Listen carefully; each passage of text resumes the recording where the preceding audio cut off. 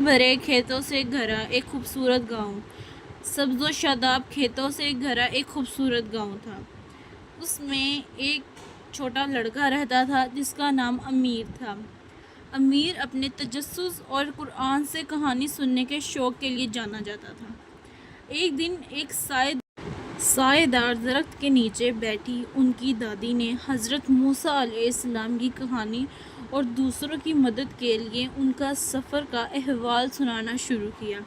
हज़रत मूसा अलैहिस्सलाम को अल्लाह ताला ने बनी इसराइल की रहनुमाई के लिए चुना था। जैसा कि अमीर ने गौर से सुना, उसकी दादी ने बयान किया कि किस तरह हज़रत मूसा अलैहिस्सलाम ने इज़्ज़त और ईमान के साथ अपनी कौम को फ़िरऔन के जंगल से निकाला।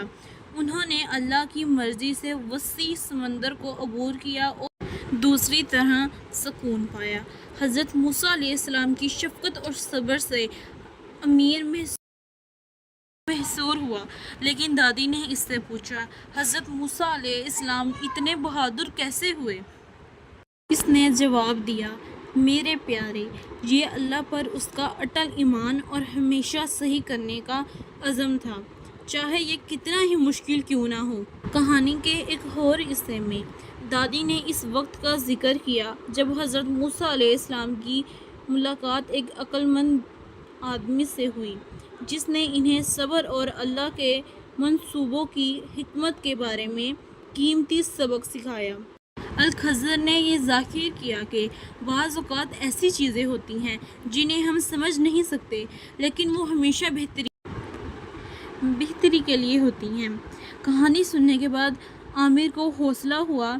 इसने अपने गांव में दूसरों की मदद करने के लिए हज़रत मूसा अलैहिस्सलाम लीड करने का फ़ैसला किया।